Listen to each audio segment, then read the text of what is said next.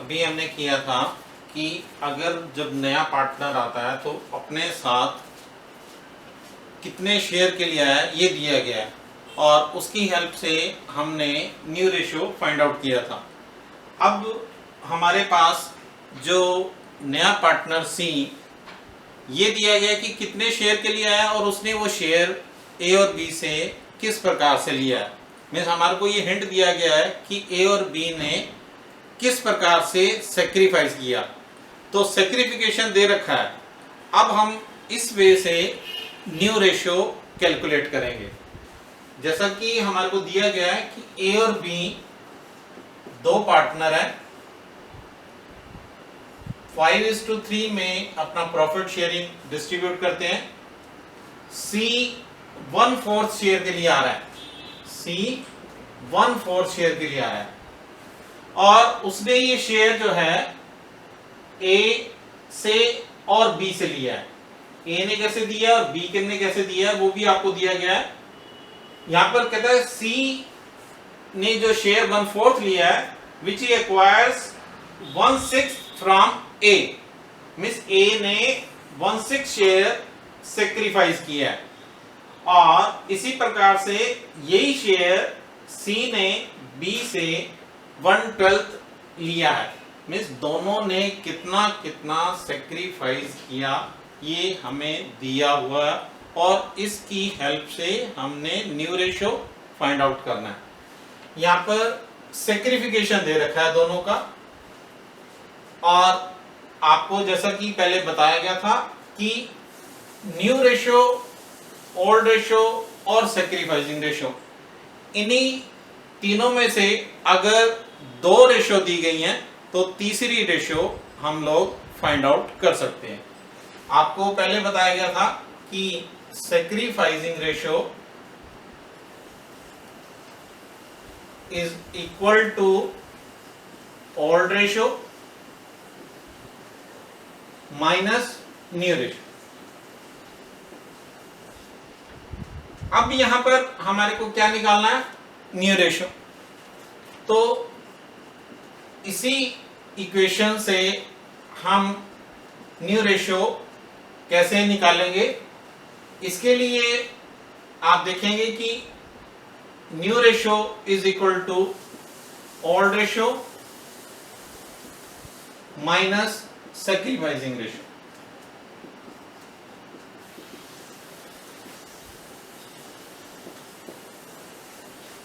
यहां पर जब न्यू रेशियो निकालेंगे तो पहले हम ए का देख रहे हैं। ए का ओल्ड रेशियो हमारे को दिया गया है 5:3 मींस ए का रेशियो है 5/8 और ए ने कितना सेक्रीफाइस किया है वो यहां पर दिया है कि सी को जो शेयर मिला है उसमें बताया गया आपको कि विच ही एक्वायर्स 1/6 फ्रॉम ए, मींस ए ने कितना सेक्रीफाइस किया है 1/6। इसी तरह से बी का न्यू रेशियो जब हम निकालेंगे तो बी का रेशियो आपको कितना दिया गया है 5:3 मींस 3/8 और बी से कितना शेयर लिया गया सी के द्वारा 1/12, तो माइनस 1/12। एलसीएम ले लेंगे आप 24, 8 3 जा 3 5 जा 15, 6 4 जा 4 1 जा 4,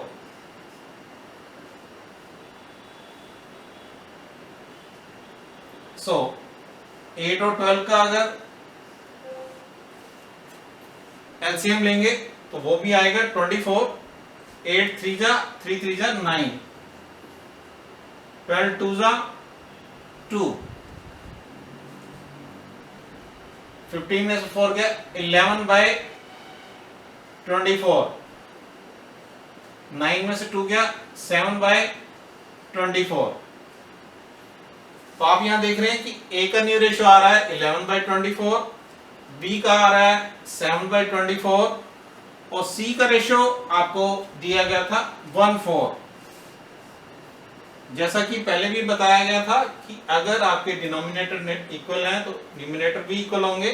तो अगर हम इसको 24 बनाना चाहते हैं तो 6 से मल्टीप्लाई कर देंगे और 6 से डिवाइड कर देंगे, तो ये आपका आ जाता है 6/24। तो न्यू रेशियो बन जाती है आपकी यहां पर 11:7:6। This is the new ratio of A, B, C. So यहां पर आपको सेक्रीफाइसिंग रेशियो दिया हुआ था, उसी की मदद से अपने न्यू रेशियो फाइंड आउट किया है। अब इसी क्वेश्चन को हम दूसरे वे से लेते हैं कि अगर C को ये जो 1/4 शेयर मिला है ये केवल A से मिला है, और फिर इसी तरह से लेंगे कि इसको ये जो शेयर मिला है वो B से मिला है, तो फिर हम अपनी न्यू रेशियो किस प्रकार से कैलकुलेट करेंगे ये देखते हैं। तो पहला पॉइंट जैसा कि आपको बताया जा रहा है, हम ले रहे हैं कि अगर C को 1/4 शेयर मिला है और सारा का सारा शेयर केवल A ने ही दिया है, तो इसमें देखिए आप इस केस में अगर न्यू रेशियो निकालेंगे तो A का शेयर है आपके पास 5/8, B का है 3/8, और हमारी स्टेटमेंट किस तरह से अब कि C को ये जो 1/4 शेयर मिला है, C को जो 1/4 शेयर मिला है which he acquires from A only, या आपको इस तरह से लिखा कि whole share is given by A only. तो केवल A ही सेक्रीफाइस कर रहा है जो C को मिला है, B ने यहां पे कोई सेक्रीफाइस नहीं किया। तो इस केस में उसी तरह से आप एलसीएम निकाल लेंगे। एलसीएम आपका आ जाता है 8 1 जा 8, 1 5 जा 5, 4 2 जा 8, 2 1 जा 2। B ने कोई सेक्रीफाइस नहीं किया और C को जो शेयर मिला वो 1/4 मिला। तो अब आपने उसी तरह से न्यू रेशियो फाइंड आउट करनी है। तो आपके पास ये फर्स्ट A का न्यू रेशियो आ जाता 3/8, B 3/8 है आपके पास, और C का 1/8 है। अगर आप इसको उसी प्रकार से इक्वल करना चाहते हैं तो जैसा कि पहले कई बार आपको बता दिया गया कि न्यूमिनेटर अगर हमारे इक्वल है, सॉरी डिनोमिनेटर इक्वल है तो न्यूमिनेटर इक्वल होंगे। तो 8 बनाने के लिए आपको 2 से मल्टीप्लाई करना है और 2 से डिवाइड करना है, तो ये आपका आ जाता है 2/8। तो now new ratio will be 3:3:2। आपको क्लियर हो गया होगा कि अगर केवल एक ही पार्टनर सेक्रीफाइस कर रहा है तो उस केस में हम न्यू रेशियो किस प्रकार से निकालते हैं। अगर किसी बच्चे को क्लियर नहीं है तो आप एक एग्जांपल और देख सकते हो, तो आपको ये पूरी तरह से क्लियर हो जाएगा। आप खुद भी करके देख सकते हैं। अगर हम ये लेते हैं कि C को जो शेयर मिला है ये सारा का सारा B ने सेक्रीफाइस किया है। C को जो 1/4 शेयर मिला है which he acquires from B only. अब हम किस प्रकार से न्यू रेशियो निकालेंगे? फॉर्मूला वो पहले की तरह से ही है, new ratio is equal to old ratio minus sacrificing ratio. तो पहले ए का शेयर लेते हैं, फिर बी का लेते हैं। ए का शेयर 5/8, बी का शेयर 3/8।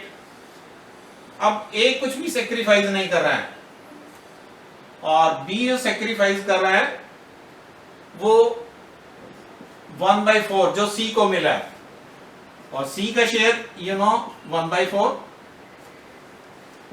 तो जब आप ये सब्ट्रैक्ट करेंगे, ए का आपके पास आ जाता है 5/8। अब यहां पर आपको एलसीएम लेना पड़ेगा। 8 विल बी द एलसीएम। 8 1 जा 8, 1 3 जा 3, 4 2 जा 8, 2 1 जा 2।